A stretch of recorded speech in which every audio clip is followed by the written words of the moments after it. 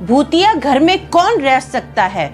पुनीत और कार्तिक को इस नए घर में शिफ्ट होने से पहले इसका पिछला भयंकर इतिहास नहीं पता था। इनसे पहले कई नए किराएदारों ने ये घर रातों रात खाली कर दिया था और कईयों की तो रहस्यमय तरीके से जान भी चली गई थी। इस भयानक तथ्य से अनजान नए लोग ऐसे जानलेवा जाल में फंस जाते हैं। पड़ोसियों को सब पता था, लेकिन कभी भी किसी ने सामने आकर आपत्ति नहीं जताई। शायद इसका कारण भूत प्रेत पर उनका विश्वास था, जो उनकी शर्मिंदगी का कारण ना बन जाए। लेकिन पुनीत और कार्तिक के आने के बाद अब फिर कुछ बुरा होने वाला था, लेकिन क्या और कैसे ये किसी को नहीं पता था। पर इस मामले का सबसे बुरा हिस्सा इस खूंखार भूत के बारे में था, जिसके पास अपनी इच्छा के अनुसार कुछ भी करने का स्पष्ट रास्ता पूरी तरह से खुला पड़ा था।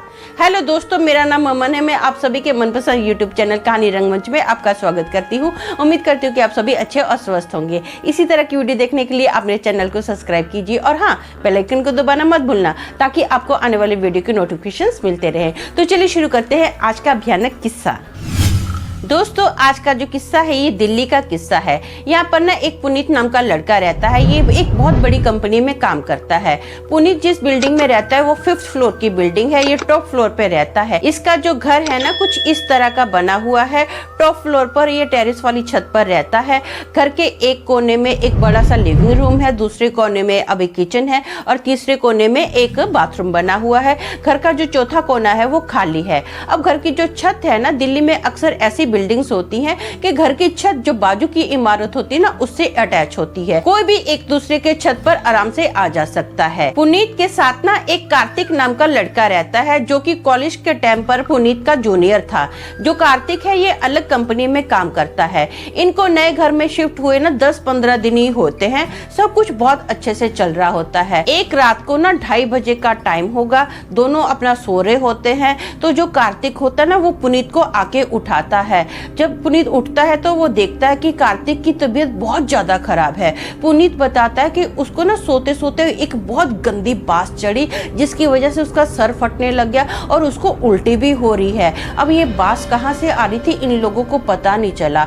तो अभी ये पुनीत होता है ना वो कार्तिक को बोलता है कि ये भी तो हो सकता है ना कि ये जो जगह चेंज हुई है, जगह चेंज की वजह से पानी भी चेंज हुआ हो, इसकी वजह से तेरे को उल्टी आ रही हो। तो अभी इसको ना ऐसा भी लगता है कि हाँ यार, इसकी बात में लॉजिक तो है। ये सोचता है कि हाँ ऐसा हो सकता है, लेकिन ये बांस कहाँ से आ रही है? बहुत गंदी बांस आ रही है। अजीब सी ना चूहे के मरने जैसी बांस आ रही थी। इन लोगों ने पूरा घर देखा, रात को पूरा घर छान मारा, लेकिन कहाँ से बांस आ रही थी कुछ समझ में नहीं आया। अगली सुबह होती है, दोनों अपना अपना ऑफिस के लिए निकल जाते हैं। अब जैसे रात का वक्त होता है, ये लोग घर पर आते हैं ना, तो ये घर का दरवाजा खोलते हैं और पाते हैं कि इनके लिविंग रूम में जितने भी इनके कपड़े कबाड़ में पड़े थे ना, सारे कपड़े जो है ना ऐसे फर्श पर बिखरे हुए हैं। ये देखकर एकदम ये लोग घबरा जाते हैं। इनको ऐसा लगता है कि घर में चोरी हुई है। ये अपना सामान देखते हैं, एक भी सामान चोरी नहीं हुआ है। फटाफट ये लोग किचन में जाके देखते हैं, तो किचन में पाते हैं कि जो किचन का बल्ब होता है ना वो टूट गया होता है, फूट गया था। कैसे फूटा इनको समझ में नहीं आया। ये लोग सोचते यार पक्का कोई ना कोई चोर आया होगा घर के अंदर, लेकिन ये लोग सोचते कि चोर आएगा तो आएगा कैसे? घर का एक ही दरवाजा है जिसके द्वारा ये लोग घर में एंटर हुए हैं, और जो घर का दरवाजा था वो इन लोगों ने अच्छे से बंद किया था। खुद अपने हाथों से आकर लॉक खोला है, और जितनी भी गैलरी वगैरह है सब पे ग्रिल लगी हुई है, कोई भी अंदर नहीं आ सकता है। जब ये लोग कपड़ों को समेट रहे होते हैं ना, तो ये लोग देखते हैं कि जितने भी शर्ट होते हैं ना, सब शर्ट के कॉलर ना गले के पास से कट किए गए हैं। किसी ने जानबूझकर ऐसा कट मारा है कि कोई भी शर्ट को पहन ना सके।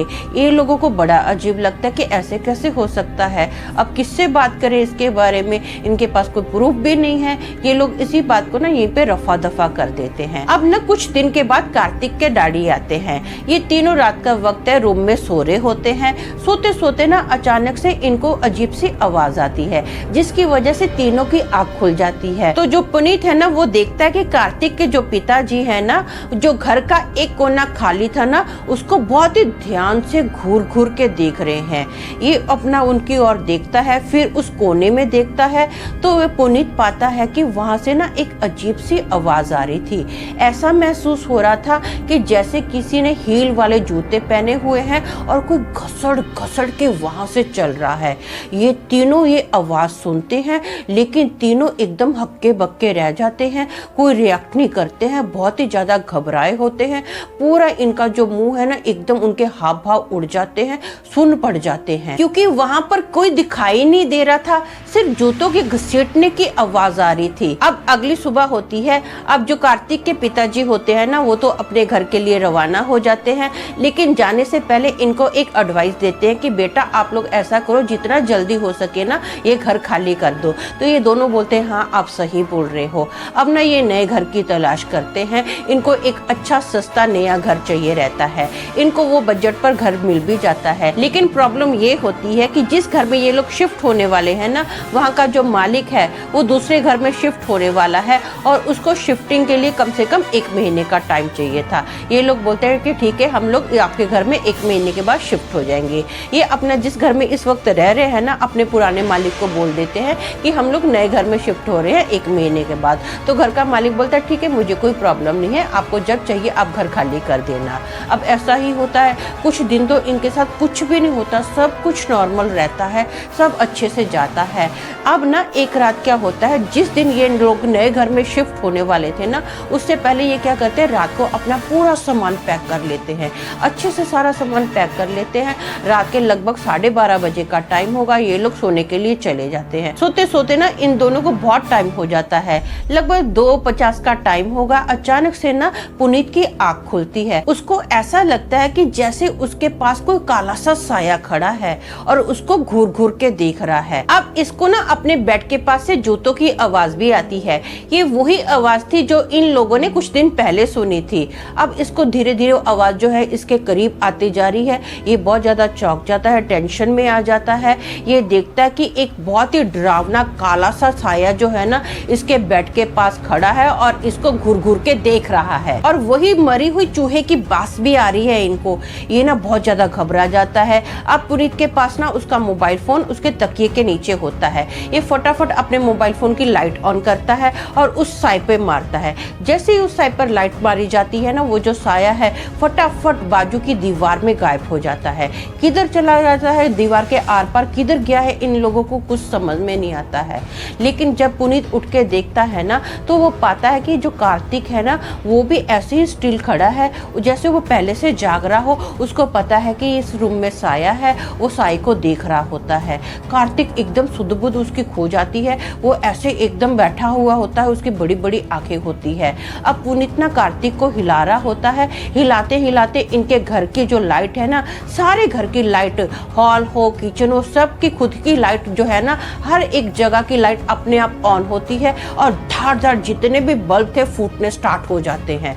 पूरी लाइट घर की गुल हो जाती है। ये देखकर ये दोनों बहुत ज्यादा घबरा जाते हैं। पुनीत क्या करता है, फटाफट कार्तिक का हाथ पकड़ता है और उसको टेरेस पर लेकर जाता है। आखिरी रात ये लोग जाग के निकालते हैं। बहुत ज्यादा टेंशन में होते हैं। घर में जाने के इनकी हिम्मत ही नहीं होती है कि कैसे घर में जाएं। जैसे सुबह होती है फटाफट ये लोग अपना सामान लेते हैं और नए घर में शिफ्ट हो जाते हैं। कुछ ही दिन के बाद जो कार्तिक था वो तो चेन्नई में शिफ्ट हो गया, लेकिन जो पुनीत था ना, उसके कुछ डॉक्यूमेंट्स इस घर में पड़े थे। वो पुराने घर में आता है, अपने डॉक्यूमेंट्स लेता है और घर के मालिक से ना इसके बारे में जानकारी लेता है कि यहाँ पर कुछ अजीब सी घटनाएं हो रही थी, क्या आपको इसके बारे में पता है। लेकिन घर का जो मालिक होता है ना, वो बात को रफा दफा कर देता है। पुनीत की कोई भी बात का सीधे से वो जवाब नहीं देता है। पुनीत अपना पेपर्स लेता है और घर से बाहर निकल जाता है। अब ये बिल्डिंग के नीचे जा ही रहा था ना, तो ये एक बंदा इसको आवाज देता है। पुनीत पलटी मार के देखता है तो वो जो व्यक्ति है कम से कम 40-45 साल का होगा। वो व्यक्ति इसको रोकता है और वो पूछता है कि आप यहाँ पर भाड़े पर रहते थे। तो पुनीत बोलता है हाँ, मैं पहले यहाँ पर भाड़े पर रहता था। तो वो व्यक्ति बताता है कि इस घर में ना आपसे पहले बहुत सारे लोग आए थे रेंट पे रहने के लिए, लेकिन 2-3 महीने से ज्यादा कोई भी इस घर में टिक नहीं पाया है। तो पुनीत पूछता है कि इसका क्या कारण है। तो वो व्यक्ति बताता है कि इस घर का जो मालिक था ना, उसके बड़े भाई को ना सिजोफ्रेनिया की बीमारी थी। वो ना अक्सर बोलता था कि मुझे भगवान दिखते हैं, भगवान मुझे बोलते हैं कि तू अपनी बलि दे दे, या अगर तू अपनी बलि दे देगा ना तो उसके बाद तू बहुत ज्यादा पावरफुल हो जाएगा, तेरे पास ना बहुत ज्यादा शक्तियां आ जाएंगी, तो अपनी बलि दे दे। वो अक्सर ऐसा ही बोलता रहता था। सब लोग ऐसा उसको बोलते थे कि ऐसा नहीं होता है, भगवान कभी किसी की बलि नहीं चाहता है, ये तुम्हारा वहम है, ये तुम्हारा अंधविश्वास है। लेकिन इसके बड़े भाई को ऐसा था, वो सबको बोलता था कि नहीं नहीं नहीं, भगवान मेरे से बात करते हैं, भगवान मुझे बोलते हैं। उसने बहुत बार अपने आप को ना खत्म करने की कोशिश की। फाइनली एक दिन उसने अपने आप को खत्म कर दिया था। उसके मरने के बाद ना बहुत सारे लोगों का मानना है कि उसकी जो आत्मा है इस घर में भटकती है, इसीलिए कोई भी इस घर में नहीं ज्यादा टाइम टिक पाता है। तो पुनीत उसको बोलता है कि अगर आपको ये बात पहले से पता थी तो आपने मुझे बताया क्यों नहीं है। तो वो व्यक्ति बोलता है कि मैं ना पंजाब में जॉब करता हूँ, इसलिए मैं आपको नहीं बता पाया। मैं काफी टाइम के बाद इधर आया हूँ और आपको देखा, और मेरे परिवार वालों ने बताया कि कुछ टाइम पहले आप यहाँ पर रेंट पर रहते थे और आपने जल्दी ये घर खाली कर दिया, इसलिए मैं आपको बताने आया हूँ। देखो, कोई भी ऐसे मैटर में सामने नहीं आता है। आसपास के जितने भी लोग हैं ना, सब लोग इसी बात से डर रहे थे कि हमारा नाम खराब ना हो जाए, तो इसलिए वो लोग आपके सामने नहीं आए। लेकिन मैंने थोड़ी हिम्मत जताई और आपको ये सारी बातें बता रहा हूँ। तो पुनीत ये बात सुनकर बहुत ज्यादा घबरा जाता है। उसको पहले भी डाउट होता है कि यहाँ पर कुछ ना कुछ अननेचुरल तो था। और पुनीत जाते जाते उस व्यक्ति को बोलता है कि हाँ, मुझे भी लगता है कि इस घर में सच में भूत है, इसी वजह से हमने ये घर खाली कर दिया है। जब से पुनीत नए घर में शिफ्ट हुआ है तब से उसके साथ ऐसा कोई भी हादसा नहीं हुआ है। तो पुनीत ने डिसाइड कर लिया कि कुछ भी हो जाए वो इस घर में अब वापस नहीं आएगा। ऐसा ही होता है, पुनीत अपने नए घर में अच्छे से रहता है। तो दोस्तों, मेरा मानना ये है कि उसके भाई को ना भूत से छुटकारा पाने के लिए पहले कुछ करना चाहिए था और फिर बाद में ये घर रेंट पर देना चाहिए था। लेकिन अपने लालची स्वभाव के कारण जिसने निर्दोष लोगों की जान खतरे में डाल दी, उसको इसकी जरा भी परवाह नहीं थी। जैसा कि मैं अक्सर कहती आई हूँ कि घर किराए या खरीदने से पहले उसके इतिहास की जांच करना बेहतर होगा।